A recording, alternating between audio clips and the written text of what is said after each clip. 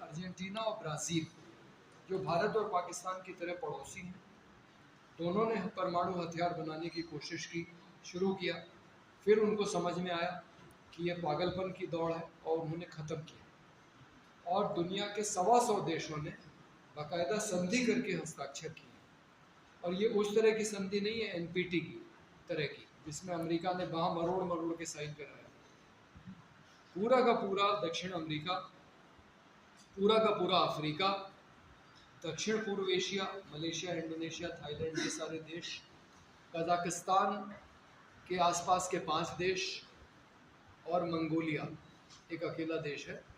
ये 5 दुनिया के क्षेत्र ऐसे हैं जिसमें कुल देशों की संख्या 125, जिन्होंने अपनी मर्जी से 5 अलग अलग संधियाँ उस पर साइन किया है और ये कहा है कि हम परमाणु हथियार न तो बनाएंगे और न किसी दूसरे देश को अपने यहाँ लगाने देंगे। क्योंकि कई बार ये जो दुनिया की बड़ी ताकतें हैं, जैसे अमेरिका, वो अपने हथियार ले जाके किसी दूसरे देश में रख देते हैं या दूसरे देशों के सैनिक अड्डों का इस्तेमाल करते हैं।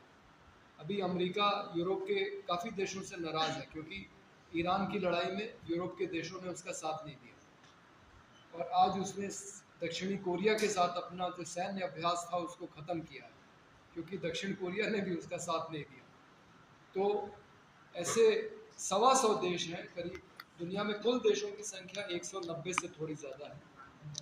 आधे से ज़्यादा देशों ने ये तय किया हुआ है कि वो इसको बनाएंगे ही नहीं, और 2 देश ऐसे हैं जिन्होंने ख़त्म किया। 3, दक्षिण अफ्रीका भी एक ऐसा देश है जिसके पास परमाणु हथियार थे, लेकिन जब वहाँ रंग भेद की नीति ख़त्म हुई और सिर्फ गोरों की जो सत्ता वहाँ चलती थी वो जब ख़त्म हुई, जब अश्वेत लोग भी आए सत्ता में, नेल्सन मंडेला की जब रिहाई हुई, तो उन्होंने जो काफ़ी बड़े फैसले लिए उसमें एक फ़ैसला ये था कि हमें इन हथियारों की ज़रूरत नहीं, हम इन हथियारों को ख़त्म करेंगे। तो 3 देश तो ऐसे हैं, 3 देश अर्जेंटीना, ब्राज़ील और दक्षिण अफ्रीका, और अगर यूक्रेन, कजाकिस्तान और बेलारूस को भी गिन लें जिनके पास थे और जिन्होंने रूस को वापस कर दिए, तो 6 देश तो ऐसे हैं दुनिया में जो हथियार रख सकते थे लेकिन उन्होंने न रखने का फैसला लिया।